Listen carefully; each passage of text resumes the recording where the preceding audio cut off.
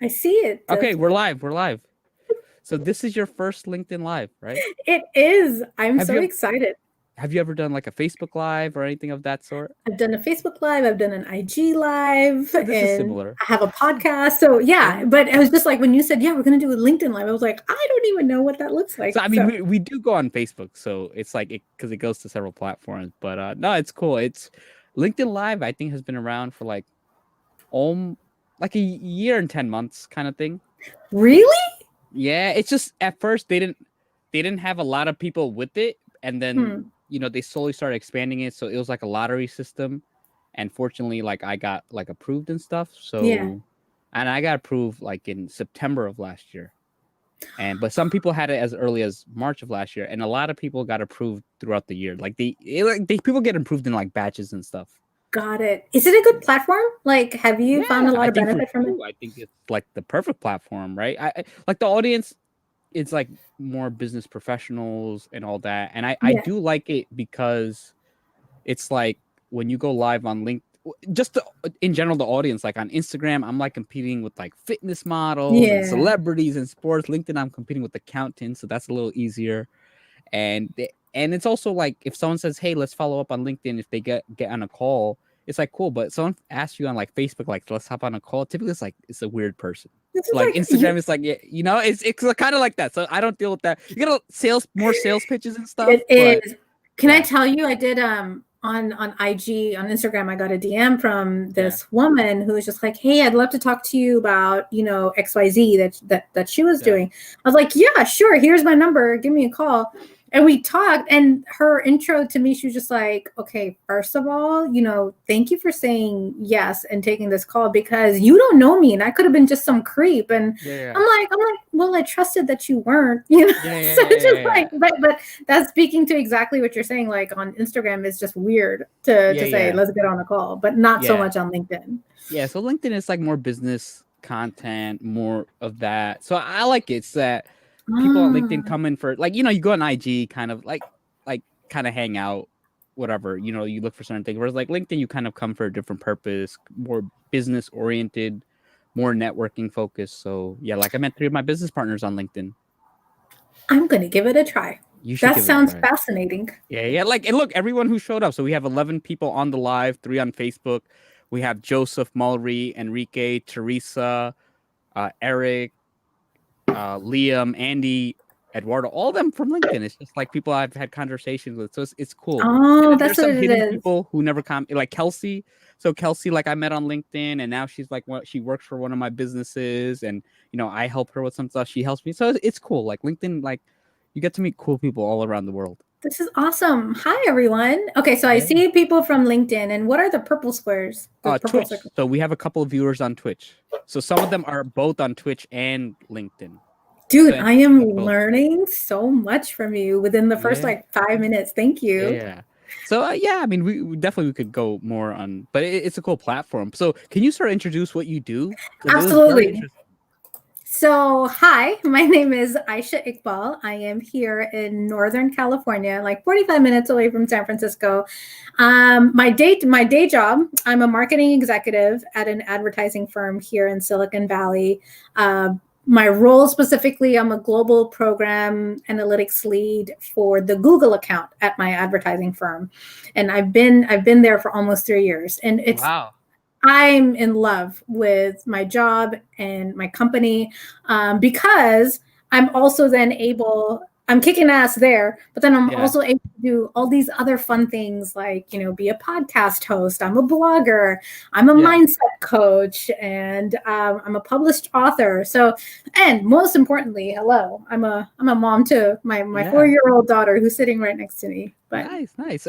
So you really help moms, right? Like what is it called? What's next, mama? what's next, mama? Yes. Yeah. So that's how my coaching journey began. It essentially it's stuff that I used, processes and tools that I used to Yeah. coach myself, right? And then I spoke to someone I met on Instagram when I Yeah. started my personal branding on Instagram, and he was just like, because he's a business coach, he was like, "Dude, you've got something really valuable here. I think you could help a lot of moms."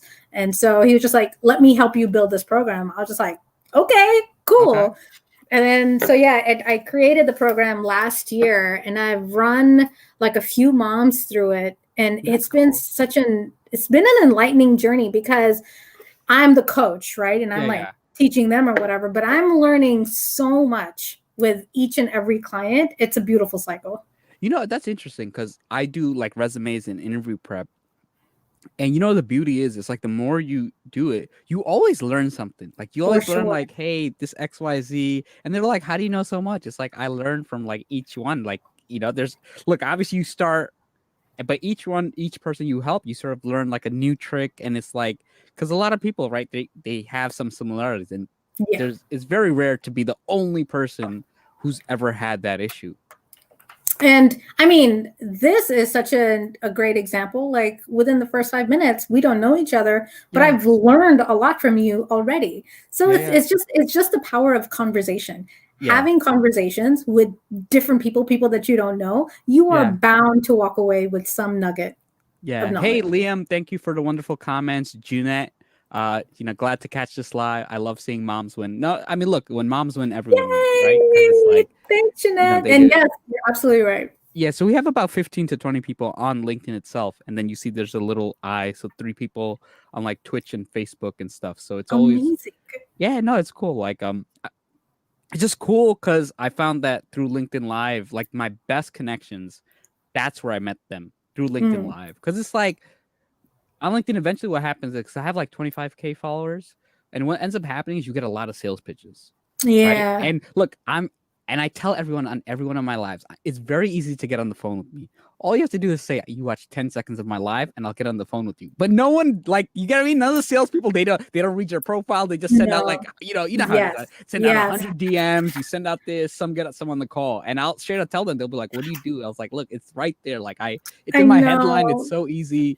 And yeah, so it's like, but anybody who comes to my live, like it's just so interesting. Like they're actual friends, like they help me out, I've helped them out, and it's just so the live is like the way to my heart, right? Way to my heart, way to the phone calls, and you just get so many, and it's just it's that community thing. Community is just very powerful. So you work with a lot of moms. What's something that you see like happens to a lot of moms in the workplace? Because it's moms face specific battles that like I will never face, right? As much as I Yeah. can contribute, I will never Yeah. go through that. So what are some things that you kind of see and you experience with a lot of your clients? Oh gosh. Okay. How do I say this in a short way? There's two things that happen to moms in the workplace, and it's more of like the source, right? The first is what moms do, what we do to ourselves Yeah. before we re-enter the workforce, and even when we're in the workforce. And then the second part is what is done to us from others, right? So, from my experience, when I was 6 months pregnant, I was laid off from my job at that point.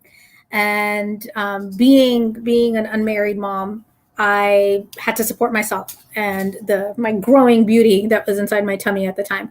And I had to make the decision. I'm like, okay, I need maternity. I Yeah. need to keep up my life, and I need to have money when I Yeah. finally deliver, and health benefits and all of that.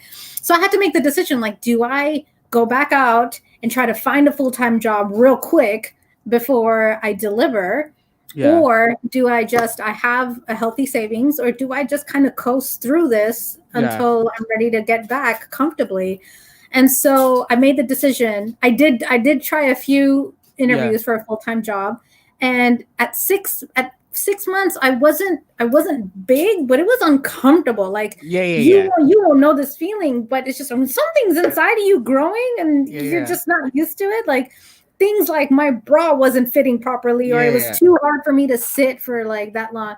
And so the Yeah. interview process was so hard. Oh, and that was the thing. I was getting advice from people saying, don't tell your potential employers that you're pregnant when you're interviewing, because Yeah. they may discriminate and they may not hire you. So I'm sitting in this interview pretending like I'm not simultaneously growing a human being inside. Yeah. And I was just like, man, F this. I was like, this is too uncomfortable. And I don't want to lie. I don't like Yeah. lying, because I put myself in their shoes. Like, as a manager, as a people manager, I would want to know if I'm hiring someone that's just going to have to take off in like 3 months, Yeah. like Yeah. the work still needs to be done. So I was thinking of it that way too.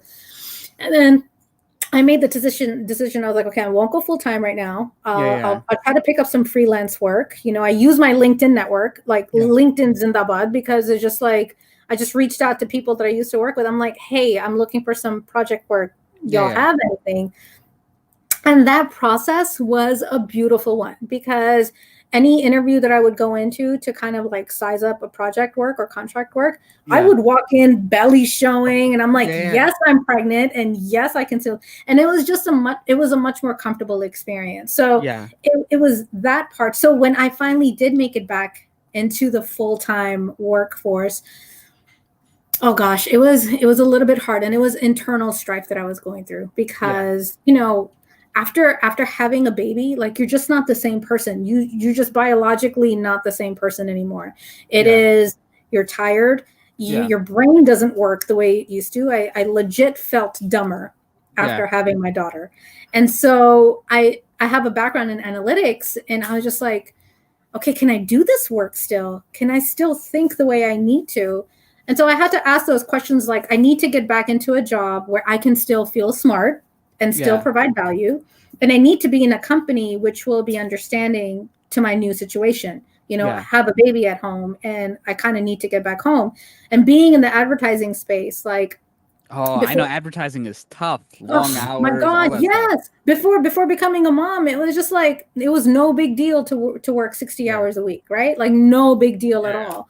But there was no way in hell I was going to do that as a mom now. Yeah. So I found my job and everything. I thought I did my best at, creating that flexibility. Like, I'm going to have to leave at this time, blah, blah, blah. But it was still hard. It was a big confidence blow, because every day I would walk in and I had to prove myself in a new role, because I managed to upgrade myself. When I got laid off, I was a director, and then when Yeah. I started my new job, I was a VP.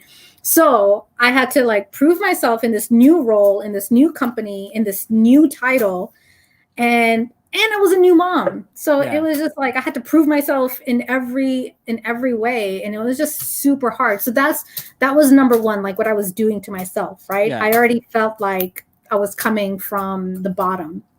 And then what was happening from external sources, it's people in the workforce, if they don't have experience working with women who are moms or who have Yeah. become moms, they don't know what to expect, right? Baby girl, what Yeah. are you doing? And so, sorry, she was watching No, something. it's all right. You don't have to say sorry. And so it's just like, then people's expectations of me were just like, well, why are you leaving at 4? Why Yeah. aren't you sticking around for this new business pitch meeting that we're in? We're all here Yeah. until 7 or 8. Why aren't you here with us? Yeah. Or, why do you need to work from home on Fridays? You need to be here. You need to show your team that you're in it with them, Yeah. Or, like, why aren't you going to happy hours? Or why aren't you doing this? And so it's just like, it was things like that Yeah. that I had to deal with at work, in that particular job, in that particular company. And it was hard. It was very stressful. And but what it was year just was like, this? What year was this? this was 27. She was born 2016. So it was 2017. 2017. Okay. Yeah.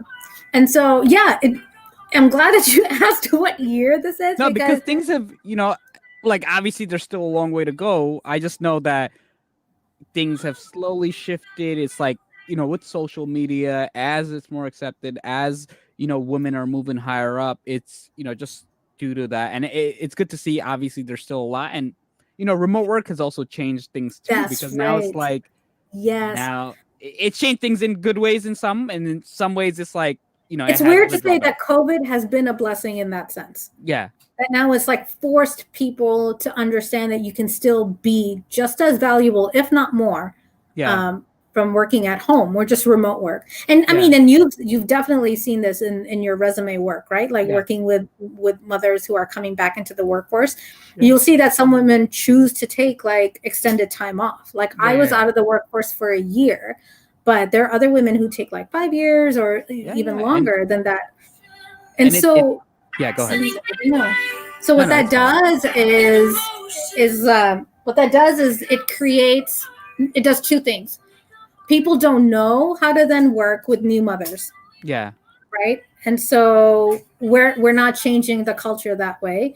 And number two, it creates a lack of confidence in women, because the longer you're out of the workforce, then you I feel see it all the completely time. out of touch, right? Yeah. One thing I didn't like, and this is like a common HR just industry thing, it's like the gaps are just so stigmatized. And I think it's like if I see someone with a gap and they kind of ask you to explain, I don't even think you should ask. It's like there's so like I've seen gaps, people, mothers taking care of family. I know Yeah. someone, he told me a gap. He's like, look, I'll be honest with you. He's like, I had to go to rehab. I had a problem. And it's like, I told him, I was like, look, don't talk. Just kind of say, hey, kind of explore. You got to get, but it kind of sucks that it's like, you're kind of seen as like, it's one thing if you want to, like, there should be some way to sort of prove yourself or, kind of ease back into the workforce. I kind of, right. So for me, even, right, like being on LinkedIn and sharing my journey on LinkedIn has been a journey, because I was raised professionally on the old school thought, like, you cannot show a gap in your work experience. Right. Like a 3-month gap, don't even put it. Just like fudge with the numbers, make sure there's no gap. And if it's anything longer, make up something that, made it seem like that you were professionally in there. So in the beginning, when I got back in, for my 1 year off, I put, I was a freelancer, and which was partly true. I was doing some freelance work. But then after, like, I think a year later, when I really started working with moms, I was like, it needs to start with people like me. We need to be able to talk about our motherhood in the professional landscape. And so I changed my LinkedIn profile to say new mom, because I had not seen that. So I put it in there, and job description, I was just like, I was being an amazing mom to my brand new daughter, and it was just like, and I did that because I didn't see that when I was growing up professionally, and I see what it does. Like other women, like I faced women like this who are mothers. They were like, you know what? We had to pay the price when we were new moms. So now you have to. Yeah. And it's just such a vicious cycle. That's so sad. And that's it's right. Like, it's sad. I find it's either you get two subsets of any group, right? It's either I did it was like that in my day, therefore you have to go through it too, or it was like that in my day, and I don't want you. I want the future to be better, right? That is absolutely right. So what do you see the split, right? If you could give a percentage, is it half? What is it? And has it been changing? Has it been trending? Has the trends been changing? I mean, it's a hard question to answer. At least what I've seen, I still see mothers hesitating to fully be their mom self. At work, right? There's still hesitation around, like, even with COVID, there was still like hesitation around, how much should I tell my team that I can't be there for them, like, throughout the day consistently, because I have to go take care of my kid. And even in an environment where we're all super laxed and we get it that we're all at home and life will happen, but there was still hesitation around that. And so that's a signal to me that we're still not as comfortable as we should be. And I don't mean just women, but I mean our environment as well, because there's only so much. Like, that's why I love my company now, because it is because of how supportive they've been to me that I've been able to show up, like, in full confidence, like, I'm going to be here in my PJs because I was just taking care of my daughter, and it's 7:00 in the morning. So of course I'm not going to be like fully primed and proper right now. My daughter is here in her pamper or whatever, right? So it's just like, it's only because my environment has kind of shown me that they're cool with me doing that. Otherwise, I don't know if I would be that comfortable showing up, or I don't know how long I would be uncomfortable for, right, before leaving. And we see that a lot too with moms. Like, they try to come back to work, they try to come back to their companies, but their environment isn't as supportive as they need it. So then they leave. So we see a lot of women kind of drop out of the workforce. And then we see them becoming more entrepreneurial, like working for themselves. But we're losing a big chunk. And it changes statistics too, because we're like, we don't see a lot of women in the SVPs or EVPs or CEOs. Because they're not, the culture isn't there to groom them to be there, right? And the women that's right. And the women who do make it up, they're probably Yeah, they it's sad. They're like, I know Marissa Meyer, like Yahoo, I'm yeah, gonna call her out because she got back into work for it. But it's like, yeah, you have everything paid for, you have this, that, and that's what you love doing. But I'm not gonna tell someone, hey, you need to be back in this area that's right. the next week, because it's like people should have the right. And I think some countries are doing it better with like the paternity leave, and they're Yes, forcing, like, once you force someone to take that, it makes a big difference, because it's yeah, like it just makes things more equal, and it needs to be normalized. Like, it doesn't matter why you have a guy, and it's like a normal thing. It's like, companies, who are your future customers, right? You need the that's kids, you right. need the people coming in, And right? honestly, it's just like when we think of moms from a marketing perspective, moms are the biggest decision makers, Yeah. right? It is Oh, yeah, yeah, moms. yeah. The Moms are mom the biggest demographic. target Yeah, audience, yeah, no yeah. matter what industry you look at, no matter what product you look at. You need to be talking to a mom. Yeah, But if yeah, you don't have moms working in your company, like what yeah. sense does that make? And that's a discussion that I'm having right now with my company right now. We're working on. I put up a proposal for South by Southwest for a Yeah. tool, like an open source framework that will help companies make better moral decisions, Yeah. and show them the financial outcome. Basically, like to answer questions like, can it be profitable for me to hire a more diverse workforce? And Right. it's So always yes, right? it's Like it's always yes, yeah, yeah. but companies, we're in a capitalist society and everything needs to be kind of like Yeah. related back to profit and loss. And Yeah. so this tool will help them understand, like, if you make these decisions, what impact will it have on your bottom line? And I was just having this discussion with the developers working on this.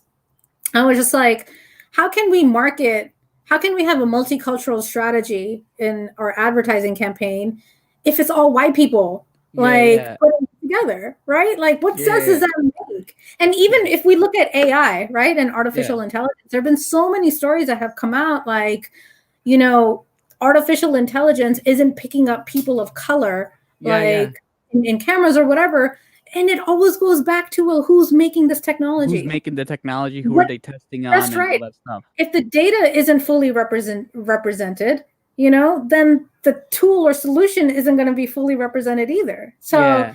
and that's how I think about moms. Like, if we're trying to talk to moms, but we're not cool with moms in the workplace, like that Yeah. makes no Yeah. No, and I think it's so true that you need that like one specific example I can think of is like there was a car company, and when they were doing the crash test dummies and stuff, it was like men engineers testing and all that, and then they That's right. realized like they have to like adjust it because the average height is not necessarily 5'7" to 5'9". It's actually closer to like 5'5" to 5'6", because you have to incorporate women, and all these things like just make such a big difference in that you need someone just with a different perspective, That's different right. things. And that's how good ideas happen, when you have people just of all different backgrounds, all different experiences kind of contributing. That's absolutely right. And it's just like that was another point of discussion too. Like, do we need to be fully represented based on where the office is? Like, for example, our office is in San Francisco. Yeah, yeah. And so do the people who work in the San Francisco office, do they need to look like the people who live in San Yeah, Francisco? yeah, yeah. Or how do we think about that? Do we think about workforce diversity based on who we're trying to target to, who we're trying to speak to, or where we are? And I mean, it's not supposed to be this complicated, but we need to take baby steps, No, right? you do. We need to spell out diversity and Yeah, because diverse it's workforce. tough. I think Yeah, like a true meaning of diversity is that naturally those things will happen, right? And it's, you want to make it so naturally that a mom will feel comfortable in the workplace. Someone of any sort of age right, will feel comfortable, any background, because what happens is sometimes it's like you get these, and maybe they might have the racial, right, makeups, and they might have the gender makeups, but then you get that it's not a true makeup, because again it's a very limited, like for example, you go to some areas and you go like, look, I went to like an Ivy League school, and maybe you might have some racial makeups, right. but class makeups, like it's very hard to find a poor kid in an Ivy League school. Like I was, you kind of talk to them, and then they're. I remember my girlfriend was in the class, and she was like, the guy was like, wow, he's like that. The median income's like 50K. Like people households make that much? He's like, I thought it was like 200 or whatever. They, it's like, how do people, they're really out of touch. So even though it may have a certain diverse makeup, it's not truly diverse because Right. someone like me, growing up in NYC, going to like a school in NYC, it's not like you're like, wow, these kids are freaking rich. Like, wow, their parents are paying Right. $5K a month for rent. I wish I made $5K a month, right? Kind of thing. And it's just so you're getting a couple of incoming connection requests. So Teresa, I met her like a year ago, LinkedIn Live. She wants, so you'll get a lot of requests after Oh, that. what? I So would yeah, love it. yeah, Thank yeah, yeah, you. yeah, Absolutely, Teresa. Anytime. Like I said, I yeah, can talk like days upon stuff like this because you're right, Junaid. Like, let's look at the definition of diversity, right? Like, baby step, fine. Let's look different, right? yeah, Make sure that's one. But diversity goes way deeper than yeah, that. yeah, There's yeah, socioeconomic diversity, and there's even different ways of thinking, yeah, right? yeah, Like yeah. that's another definition of diverse. Because And like, how do you put guardrails around that? That's a difficult part, but I think that's a worthy effort to take if we're yeah, if we're going to help, because in order to, I believe, right, yeah, and I try not to talk about politics, but in order to impact policy or at the public level, at the government level, it needs to come, at least from a capitalist society, from corporations. no, it Like, does. government and policy will follow what the big corporations are Yeah, doing, yeah, right? Because that's that's just where the true. money is coming from. Yeah, And so we need to help corporations do the right thing. And if that takes baby steps, if that takes like a boardroom of people sitting around like, how do we yeah. define diversity? Let's freaking do it. Yeah, yeah, yeah. No, I think it's very important because it really starts at the board, and it Yeah. starts at that because it's like how they think just has such a big impact, right, on the decisions that are made, on the hiring decisions that are made, and it also has an impact on people under when they kind of look at who's higher up. They're like, I've seen people. They're like, look, I have no future at this company. Like, there's nobody with my skin color. Or there's nobody Yeah. from my background at this certain level. I have no shot. And then what happens is you lose these people to other companies, or you lose these, or whatever, to other scenarios. I mean, that's why I'm. Thank you for all the comments, Kelsey, Enrique, Travis from Twitch, Tim Fox, just all the, and Daniel Hall. Thank you for all the wonderful comments. I really appreciate it. But it's interesting to see. So, do you feel like there's been a lot of I feel like there's been a lot of progress just in general in terms of culture in the workplace in the last 3 years, or what do you feel? Considering that the US is still way behind on giving like maternity Yeah, yeah. care, I think they're behind on that. I just think they're so it was used to behind, be. but Yeah, and so that's what I'm using as a signal, yeah, right? yeah, Like, yes, you will have pockets yeah, yeah, where there are certain startup companies that are already coming in, yeah, with the right policies in place, right? But the large scale impact will then come like, okay, is US now giving free maternity care? yeah, Like yeah, I was just saying, right? Like, public policy will follow corporations. yeah, yeah, yeah, So, and when we start seeing this on a larger scale, and yeah, again, you're right. I don't want to be completely pessimistic. There yeah, yeah. has been improvement, Yeah, but we're but still far behind. we still I'm we just still got comparing a ways to go. 2016 to like 2010. Now No, to okay. 2016 and From now, 2016 to 2010, and then early 2000s. let's say, okay, from 2016 to now, I would say there's been like Small baby small steps. change. And that's why I just like, because even when I coach, Yeah, I say to people, and I think yeah, every self-help guru out there, I'm not saying that yeah, I'm yeah, like, but the more we hear yeah, good things and smart things, the better it is. So it needs to come from everybody. So that's what I yeah, incorporate, that the change needs to start with you. yeah, You need to feel good first. You need to feel complete first, because then you're yeah, going to start showing up like that. Because that's exactly what happened to me. yeah, The yeah, yeah, more confident I started feeling in myself, yeah. then like the bigger I was able to show up like everywhere else. No, it And I makes was such just a big like, difference.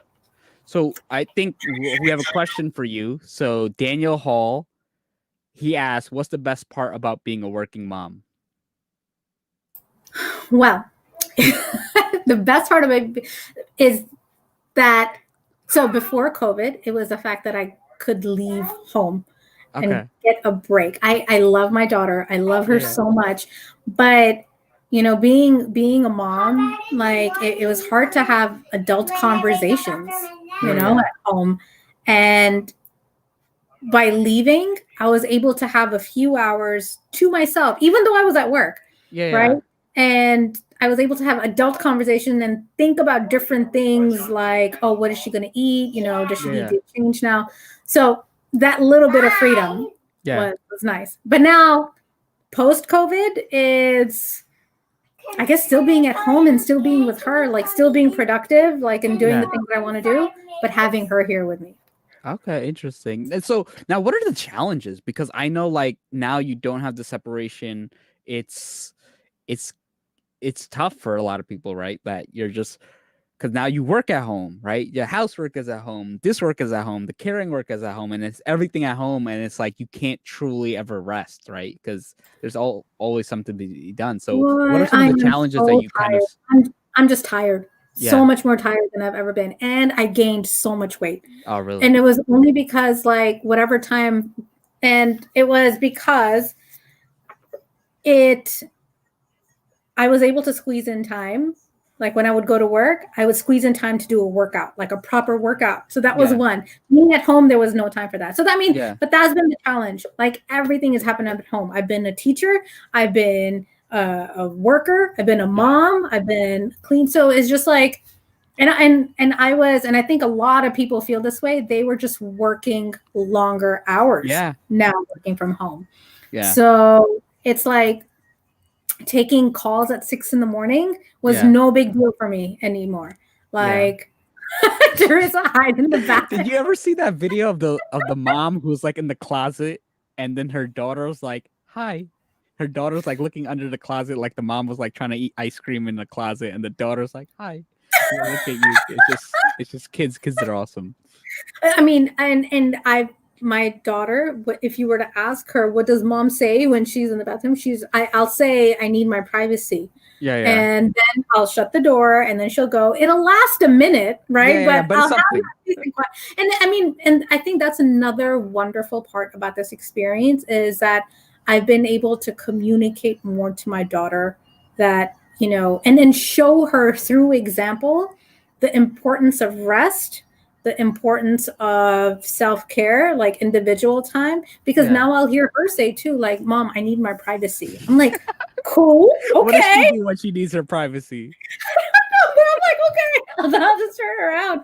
And then like, and now we legit have like part of our schedule, like let's do some resting time. And we'll just sit and we'll rest. And I find that to be so valuable because especially as a future badass woman, like I wasn't raised with the knowledge of, the value of being rested, taking time for yourself and kind of self-worth, right? Self-worth in that way.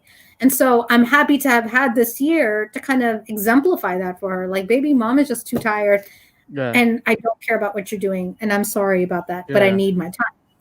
And so she's growing up and she's like parroting those things back to me. And I'm like, oh shit. Okay, cool. Okay. I didn't expect that. I know, that's right. But I guess, you did hear it from me. So. No, I mean, it's good because when you start these things early, it's normalized, it's understood. She's going to normalize it, right? It's going to, when she's a mom, she's going to understand like, hey, okay, it is cool, all these things. So Aiko has a question. As a mom, you're probably seeing a lot of learning content that could be better. What things do you think that can make better for your experience as a mom and teacher for your daughter? Well, thankfully, she's at that age where I didn't have to be super reliant on, yay, Daniel, that's right, badass woman for the win. But having spoken to a lot of other moms, like it was just tough. And listen, I have teachers. I have teachers in my family. My sister is vice principal, and I have two other, sisters who are working in education. So I get to see both sides. I get to see the challenges that came, in the situation for parents, but also the challenges that were placed on the educational system. And I actually interviewed a teacher / revolutionary figure in education for my podcast. And it was just an amazing conversation because it's just like, it was shitty all around. It is shitty all around. Yeah, Like yeah, teachers, they love children. Of course, they want yeah, their, children to have the best experience, yeah, but their hands are tied because the system is broken or the system isn't yeah, as great as it needs to be. So anything I say in terms of what can be improved and what not, one thing, and I don't put this on the teachers. I put this on the system that the country, the US, the world needs to do a better job at creating digital equity, yeah, technology equity. Like, you can't impose an online education system without making sure that everyone who's supposed to go through that has the right equipment for it. yeah, And I think that was another huge inequity that surfaced during this time. It's okay, we know that there's income inequity, but then there was just like stuff inequity too. Like, not all the yeah, children had the right, yeah. they didn't have a laptop, they didn't have a separate Even a room. space to learn, right? That's Like, because I right. remember when I grew up, like my room was in the living room, right? I Yeah, had a little bed in the corner or a immigrant household, and it's like you kind of see, like, I sometimes like I'll help interview prep for like kids, and you can kind of tell like who's wealthier and whatnot, depending on yeah, the distance of their background, right? Are yeah, they in a little corner, or do they have like this things neatly organized and all that? And that's right. and it is interesting to see, because these are things like it's tough. It's a quick change, and there needs to, right, it's a big problem to solve. Yeah. And so I guess the answer to that question as a parent, like, and not just to my daughter, but for all children, we just need to make sure that our children have what they need. And this means in all things, like, let's Yeah, first understand what learning needs to happen, right? Like, what is needed. And maybe that would have been another thing. Like, let's try not to follow a syllabus, right? Like, let's try to change learning in these conditions. Like, what do the children need most now, which is space to play, to vent out, because they're going yeah, through emotional stuff too during this yeah, time. It's yeah. not just adults, right? But again, I don't put that on teachers, not entirely on Yeah, teachers. teachers, it's tough because it's like it just happened all of a sudden, Yeah. and it's because I find that teachers need a lot of help from parents, right? Like I Yeah. work with teachers and all this stuff, and it's like sometimes they're doing absolutely everything, going above and beyond, and they're not getting any help from the parents, because the parents are like, well, this is your job. And now I think this year, one of the blessings of COVID is that a lot of parents who have had to teach their kids, they're like, oh, you have to teach not my kid, but you have to teach 30 other kids. I can't even teach my kid, That's right? So right. it's like I have, so I think teachers have definitely got a lot of recognition, because people are like, oh, let me Yeah. homeschool my kids, and then it's these adults that can't do fractions or where to put their commas. Now they realize like, oh, okay, No, that's right. Because I mean, I I have known parents. I think many parents, right? They think of school as like a, a big day, yeah, babysitters club. Like, oh, just take my kid yeah, yeah, and yeah. do whatever you want. But if we think about raising a child, that old saying, It like, takes a it village takes to a raise. village. And I mean, the parent is part of that village. And it's just like, and it's not necessarily a husband and wife, Yeah, yeah. No, village, you but need it's the just like uncle, you everyone. need the family, you need The the teacher, it's person. like Eliza's village. My daughter, it's me and her nanny, right? Yeah, And me and her dad don't live together, but it's just yeah, like, it's I've had to create her village, yeah, and yeah, yeah, it's an extension of my home, but my responsibility as a parent is still there. Like, I need yeah, to make sure that she, oh my God, this was such a yeah. Share. huge eye opener. Like, when one day when I was homeschooling, and she's sitting there and she was just irritable and she was Yeah, not paying attention. And we were role playing because yeah, I turn into teacher Aisha. I'm not mom, yeah, yeah, because yeah, then I get a lot more leeway that yeah, way. yeah, yeah, I was getting pissed. I was like, what is wrong with this girl? yeah, And then she was just like, I'm just hungry. And then that was such a light bulb that went off, because I'm like, there's so many kids who go to school hungry because they don't yeah, have enough. And then they're just hungry. But that shows up in yeah, troublemaking, not paying attention, not focusing, bad grades. And then as they become adults, then they become criminals and blah, yeah, blah, blah. yeah, yeah. All And I'm that like, but stuff. it all starts with because they were hungry. Yeah, yeah. No, And that shit broke my heart. And, yeah, it was just like, and that was another big problem with COVID, right? Like, children who relied on like school lunches or school yeah, breakfast food, they didn't have that anymore. yeah. Because So I think the study showed, right, if kids who have breakfast, do like X% better. And sometimes it's not even the act of having breakfast, it's the act of having a parent who's there involved in making the breakfast or afford, because typically kids who don't have breakfast, right, it's a financial issue, there are other issues, right? Not There's a it's whole sometimes other thing right behind it, like yeah, yeah, yeah. all kinds of other socioeconomic problems or infrastructural problems that lead up to this kid not having breakfast. Yeah, no, and it's interesting. Like the hunger thing, it's like, yeah, you like I could go a long time without eating, but it's when you're hungry, you're just like thinking about I'm hungry. Like Yeah, you're just thinking about like what am I gonna eat? like It's harder to focus. that's right. Okay, so I'm Muslim, grew up Yeah, Muslim, and so one of the things that I do is every year during Ramadan, yeah, like do the fasting month, yeah, right? yeah, yeah, But every year, and I'm 42 years old, and I've yeah, been doing this since like yeah, what I yeah, was 10 or whatever, yeah, yeah, half roses when I was younger yeah, than that. yeah, But it's just like even now at like 40 plus, I'm still scared shitless before the month comes because I'm like, oh my God, how am I going to do these all day meetings and I'm hungry and not yeah, drinking yeah, water? And so, but that is me willfully doing it.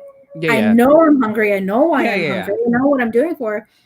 But for people who it's their everyday lives, yeah, like yeah, I don't know where I'm going to get my food. I don't yeah, know will I eat today or how much I will eat today. Is this even good stuff that I'm eating? yeah. It's completely different. It's almost like a luxury for me to be able to fast 1 month a year. Yeah, no, I completely agree because remember, I remember in like high school, right? I was like school lunches because everything was just so expensive, and I used Yeah, to like I had a big appetite, so I would find ways to like get a second lunch and all that, and it's just it's when you have like the right amount of food and good food too, like healthy yeah, food, not just like chips and snacks. It's just you're just so much better and you perform so much better. And then as you start working, right? I've had the thing where I gained like whatever 10-15 pounds while working, and part of it is like, yeah, I'd love to buy like a super organic thing with like grilled veggies and chicken, but unfortunately like the meal is so much cheaper, right? yeah. It is, and it's sad that the food that isn't good for us, it's the most cost effective. Yeah, Like it is. you can go get a meal for $5, Yeah, but yeah, what is that doing to your body? A whole yeah, lot more damage than $5. yeah. No, so what are some, like, you mentioned you had a podcast, so what is your podcast about? It is called A Story and a Chat. I'm practicing marketing. Okay, I'm you go in ahead. marketing, but I don't self market very well. Yeah, yeah, It's called A Story and a Chat, yeah, and you can find it on iTunes, Spotify, yeah, Google yeah, Play.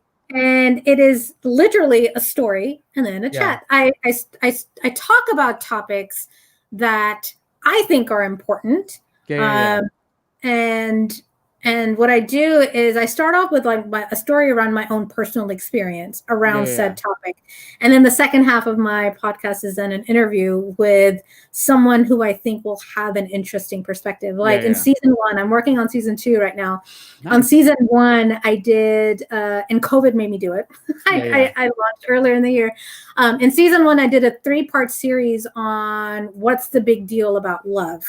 yeah, And so, and I start my podcast with like a ridiculous sounding question. yeah, yeah, Like one of the other topics is being a teacher a thankless job. yeah, But for this 3-part series, what I did was I wanted to hear. I think love is important. I think yeah, love is needed in every aspect of our lives around yeah, the world. And so what I did was I had yeah, an activist view. So from that perspective, why do they think love is important and why it's needed? And then I took the Bollywood view. For uh-huh. anyone who has watched Bollywood Yeah, movies, yeah, like love is yeah. this running in the fields and super colorful backdrops and people coming and dancing and singing. So I had a Bollywood type author come and Yeah, give me a perspective. And then lastly, I had an imam, yeah, a religious holy man's view yeah, yeah, on why love is important. And yeah, it was so exciting for me to have those conversations. These are people like I do not know. I just hit them up on Instagram or LinkedIn. I was like, hey, I'm doing this podcast. Like, I think you'd be great for this. And I'm just so glad for them to say yes, right? That they wanted to talk to me. And the conversations, again, speaking about what we learn from other people, like it's my podcast, but I learned so much from every single person that I spoke to. And and it was Bollywood love is the way to go. Yes. But that's why I was just like, then season 2, for me, I was just like, okay, I've done a podcast, check. But then I started hearing people saying, hey, are you gonna do more? Like, you know, can I be a guest on your podcast? And I was like, oh, okay, I guess this is it is something worthwhile to continue. So that's cool. Doing season 2 now. Cool. So how many episodes was in season 1? Season 1 was 7, and I think season 2 will be 7 episodes as well. Okay, cool. Yeah, I think I'm up to like I recorded 43 episodes, so I don't do season. I kind of do like a 1 a week type thing. That is so commendable, because that was something that I was thinking about too. Like, do I want to do this a weekly podcast? But again, like I've said, like I don't have a lot of time, and the way I wanted to structure my episodes was like with my experience and this like that, and that takes some time. And again, I have a certain format that I have in my head, so all of those led up to the decision about the season. But people who do weekly, like you doing weekly, that is so commendable. I mean, look, let me tell you, I can get like 3-4 episodes done in like 2 days, and then I'm good for the month, right? Like this is what happens. I'm up to like whatever. I'm up to 40. I need to be a month ahead. So I'm like, oh crap, I need to schedule some interviews. And then I was like, all right, I'm interviewing you, and then I'm good for a few weeks. That's kind of how I do it, right? Because that might be something I try next year. Because and my format is easier in the sense of it's really a conversation about someone's life and their career. Like, how'd you start? Yeah. You know, what issues you face? You're a plumber. How'd you get this? What advice would you have? So it's very structured, and my structure is very easy because it's like, versus when you kind of try to plan something and you have like a theme and all that. It's different. So I don't think that mine is super easy, and I like talking to people. So I know. I think maybe I might try a podcast with that structure, but right now, like I'm still stuck on one episode. I am unable to get, because I have all 6 ready to go almost. No, I have one more interview to do. But for my 7th episode, the ridiculous question that I want to ask is, are all Trump supporters racist? And of course the answer is no, but I want to talk to someone who is a Trump supporter. And I'm having a really hard time like getting people to respond to me about this. I mean, I totally get it, like why you wouldn't want to talk about it. But why don't you have someone be anonymous? That could be like, hey, look, you don't have to declare their name.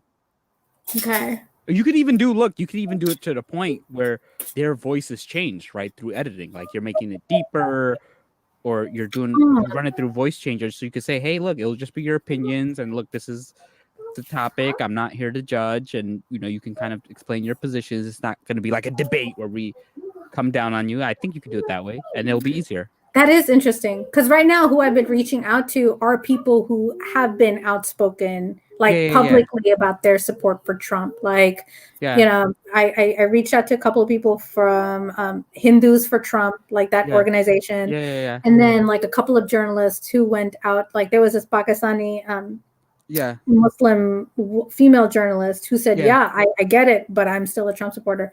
So I was reaching out to people. I thought that, hey, since they've already made this public, like they wouldn't mind talking about it.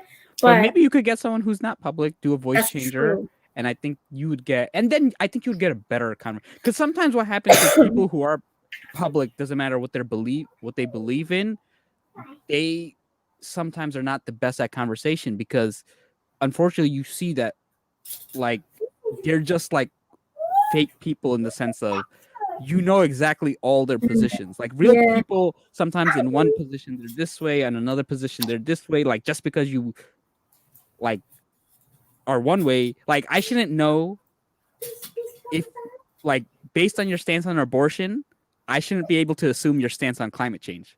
Yeah. But oftentimes, if you ask someone, you automatically know, I know what you believe in this. I know what you believe in this. I know what you believe in this. Yeah. And it shouldn't be that way, because people should again, people are very diverse in that it doesn't matter what you believe, that you will never agree with 100% on any one worldview. That's right. People, You don't have to right? vote down the ballot like exactly. Whereas most people is, unfortunately, a lot of publicly outspoken people, they're just like straight, like, hey, they're gonna say this thing, say thing, and a lot of times they're just more personalities, and they profit off that personality. And yeah, so just FYI, my 2 cents. Wait, did Joseph say that he could pretend to be a Trump supporter? Yeah. Joseph, he can pretend. Joseph is a funny guy. Joseph's my man. So what's up, Joel? Thanks for stopping by. But yeah, no, if you need someone, I'll kind of go. But I think the voice changer, I think you can. I like that idea. Okay, so then how do I? It's just weird. Like, hey, are you a Trump supporter? No, like, what you do I do? Have someone that's someone that that you're close with, and you can say, hey, would you want to be a guest? Your identity's, Okay. Yeah, kind of do it that way. And look, if you need editing, my editor can do it for you. So I'll that's. Do you think it would be out of line, because you're a LinkedIn expert? Yeah. Do you think it'd be out of line to say, hey, I'm looking for this? Can you private DM me if you're interested in speaking to me? I'll make it happen. Don't worry. I'll make it happen. I'll find a way. Like, I can definitely find a way. Because this is the last episode for season 2, and I don't want to change topic. I could find another topic. No, you want to stick to your truth. Okay, no, I'll help you. We'll help you, or someone in the crowd will help you. Someone, yo, help me! I think this will be a great chat. That's a great chat. No, that's cool. So you kind of so you started that, and what have you sort of really learned, right? You kind of mentioned how like confidence is like a big thing for mothers. Now, once they get past that confidence, right? You have the confidence, or you figured it out. What happens next? You got to keep showing up.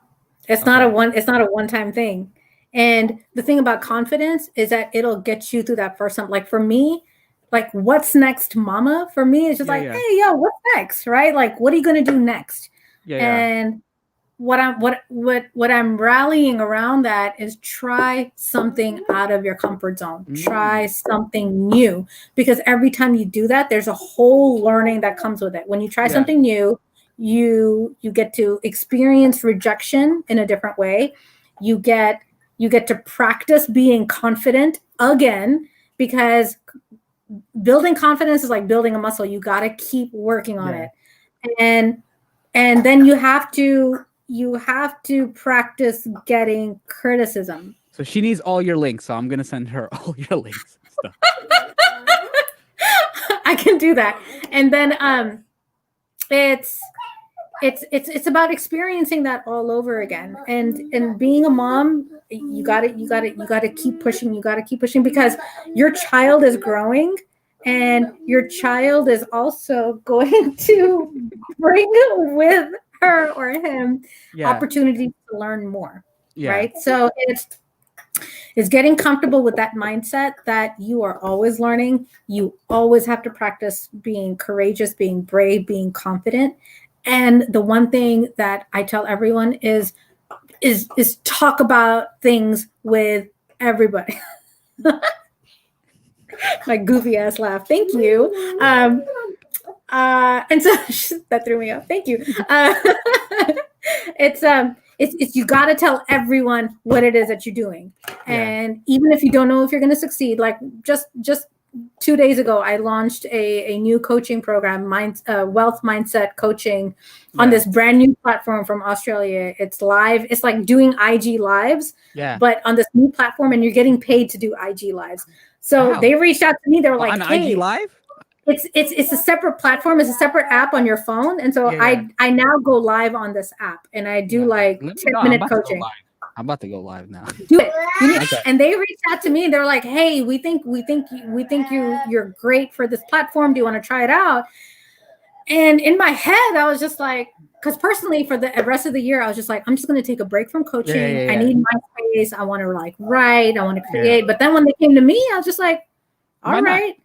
And I'm like, I'm side hustle queen. I'm trying to create multiple revenue streams, right? And I was like, fuck it. If I can just talk to people on video and get paid, why not?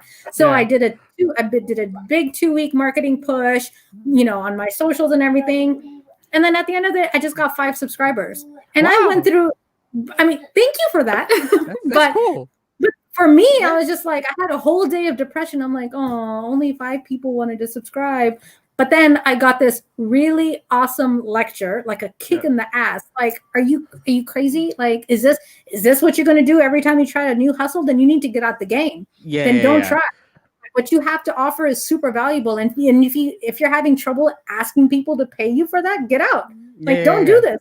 I was like, okay, no, I don't want to get out, but okay. So it was just like, right now it's just like, yeah, I have 5 subscribers, but I show up every day like I got 1 million, you know? Yeah. And that's what you got to do. Is just like, and that's practice for me, and it is super uncomfortable for me. But yeah, I mean, that is cool to know. So how would someone like me, right? How would or people who are working with working mothers, or people who, what can people do to make it easier, right? Like, because it's about finding the right balance. Like, do I ask her to go to happy hour? Do I, as part of the group, or what do I do, like, to make it as easy as possible so that you do feel comfortable, that you're like, you know what, even though I'm a mom, I'm still a very important part of the workplace. So what are some things that you kind of see either culturally or your coworkers can do to sort of make it easier? That is, I wish I had an easy answer for you, but I don't, because it's going to be very individual, right? Like, for someone like me, if you were to put me aside and be like, what's the best way to work with you? I understand you have a kid, like, what works? I'd be able to say, cool, I need this. But then there are going to be other moms who still feel self-conscious around it. And so even if you were to ask them, like, what can I do to make this more comfortable for you? They might still be in the mindset like, no. You don't need to do anything different for me. I got this. I will show up and I will do this 100%. Right. And so with a person like that, it'll be easier for you to work with someone like me. Because you'll be direct. You'll be like, hey, look, understand I can't go to happy hours. I need some time off. Or, hey, I can't have these business meetings at 8 a.m. where I need to show up. Like, I gotta wake up. My daughter wakes up. Okay, cool. But you'll be direct. But then other people are not direct. You're gonna find more and more women still on the other side. And what is required there is, I call it simply empathy, but empathy is very difficult for people to have, right? And being empathetic means that you're listening, you're looking for the signals, you're going to see her a little bit more stressed during a certain meeting, and maybe you want to side chat her, like, is everything okay? How can I help you? Just asking that question, how can I help you? Even if she says nothing, I got this, but she will remember. They got my back. Yeah, no, I mean, more of it. I mean, thankfully I'm in NYC, so I know they passed like the family leave stuff and all that. And I also I think they banned, you're not legally allowed to ask people's salary, which I think is also very helpful, because I know, thank God, I hate that question, because it's like, it just, especially if you have an 8-year gap, it's like the salaries 5 years ago is totally different than now, or 8 years ago, due to many different factors, and things change. So what are some, obviously, what are some things that you've seen that, like, were really, you're like, wow, thank you for that, from like a coworker, like while you were working on, like someone who's like, no, I got you for this meeting, or something like that? What are some things that stood out to you that was really helpful? I think for me, it was not so much the support I got as a mother, but the support I got as a woman. So I was at a job that I had, like, I was, a client inappropriately touched me. And in my head, I was just like, it's so sad that, unfortunately, it wasn't the first time that it's happened, that I've been treated inappropriately at work by either a coworker or a client. And unfortunately, my mind went to, like, do I say something? Do I say anything? Should I just stay quiet? Because, what if they fire me and I need this job? I have a child at home. Like, what do I? Unfortunately, my mind went there. But fortunately, because I have a daughter, that was my reason. I immediately went to, like, what would I want her to do? Fire all inside me. I was like, I would want her to kick that, so that's where that went. And I was like, okay, I will speak up. I will. And so I took that leap, and I told my boss what happened. And the actions that happened after that just made me believe in human kindness again. Okay. Like, from the time that I told my boss what happened, 3 days later, I had an apology email from the client in my inbox. Wow. And it went from my boss to the head, to the CEO of my company, to the CEO of that other company, and then to the client. That's I had nice. an apology. Because that's not always the case. I've heard of, I've No. heard of several scenarios where it's like it gets buried and that person this client is too big or whatever, and it just kind of gets buried. And what always ends up happening is the person leaves. That's It's like the right. only advice you have is that I got to get out. I'm That's not right. respected. Because this happened to me at another company where I did go to HR and I was like, hey, this happened. And HR, who was a female, she looked at me square in my eyes and she was just like, oh, well, did you say anything? Oh, you didn't say anything to him that it bothered you? You should have. It would have made it easier for us. I'm like, easier for you? What the fuck are you talking about? Your job is to make it easier for you, And then so it's just like, and so that is what happened in this company where I was so supported. They believed me and they understood it was wrong. They didn't question me. They did not question me. They did not ask me, well, what were you doing? What were you wearing? And, not in that way, not trying to find fault. They were asking me questions so that their intention was to get the full picture, so that they knew, to make sure that, hey, they know the appropriate action and how to approach it, so that it's not like that they're missing parts. That's right. That, when they go approach whoever they need to approach. Yeah. And that was just like, I had never felt so supported as a woman in the workplace in my entire career up until that point. So now, obviously, you work with a lot of women, right? What are some new things that you're kind of seeing that you're like, wow, okay, I like these baby steps. I like these baby steps that's happening. Let's see. I'm seeing a lot of women, a lot of role reversal, like husbands staying at home and taking care of kids. They're the stay-at-home parent, and the woman is working. And I'm just like, wow, that is huge. Because even when I had Eliza, like, I hadn't heard of a lot of family structures like that.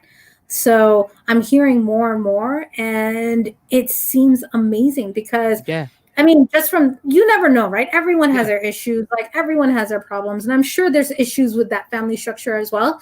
But kids seem to be thriving. The parents seem to be happy. Like, mom is making a lot of money. And it's just, what that's doing is our future generation is going to look at gender roles very differently.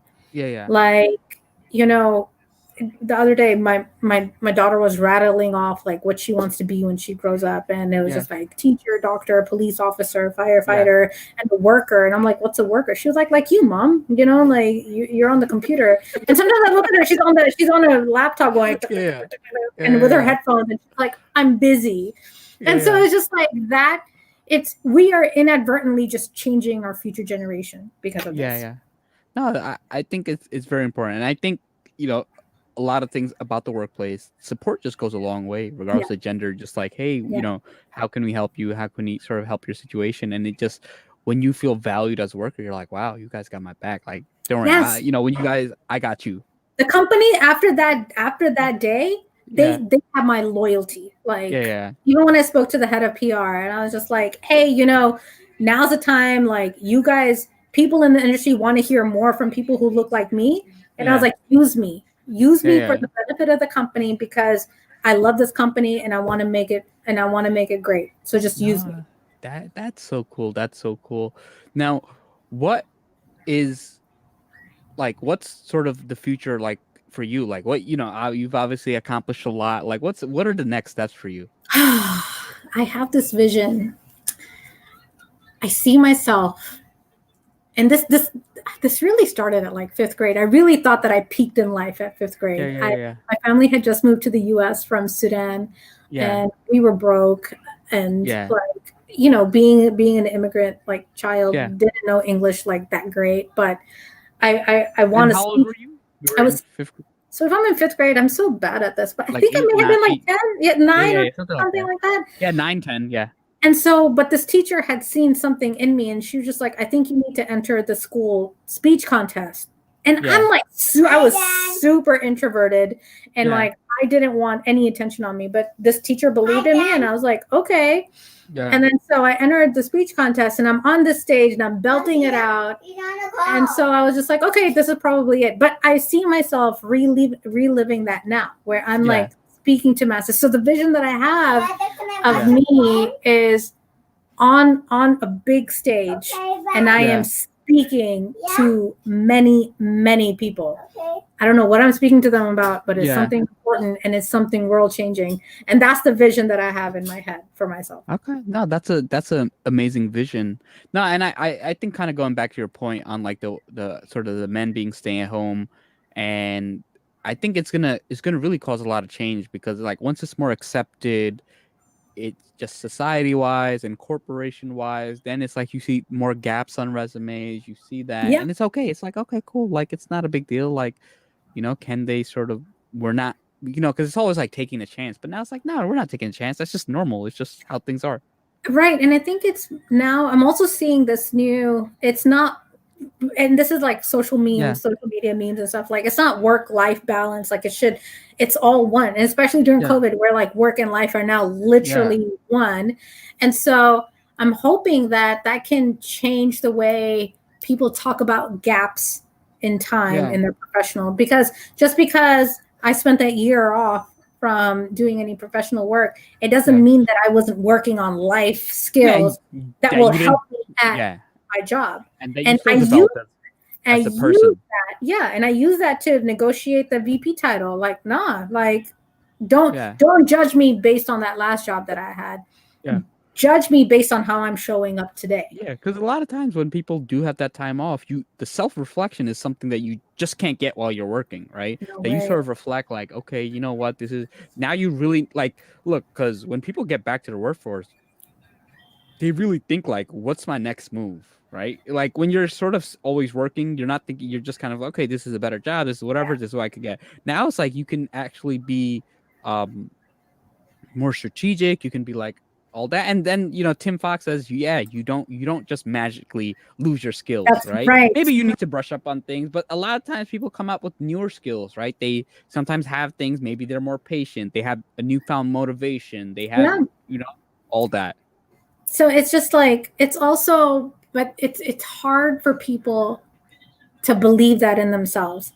Like it's because there's a lot that needs to change one individual at a time, because when you look at leadership skills, it's like a checklist. Yeah, Like you need this, you need that. And then when people try to apply that checklist to kind of their work from home situation, they're like, man, I didn't do any of that. Like I didn't yeah, manage 10 people. And yeah, but that's where creative thinking comes in, right? Like, okay, you yeah, didn't manage 10 people, but you managed a schedule for like this yeah, and you managed a household.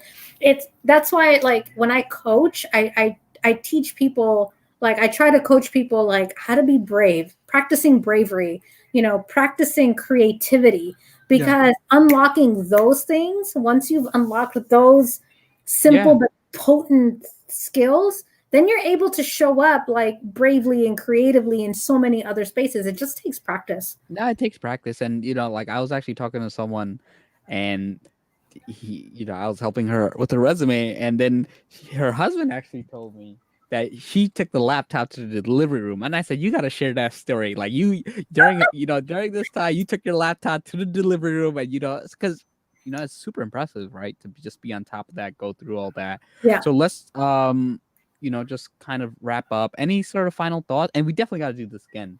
You let me know. We'll definitely I'm more just than show me. happy. This is such an awesome conversation. And So how, everyone, your yeah, crew is so sweet and so yeah, kind. I yeah. love No, it. I got a good crew. You So do.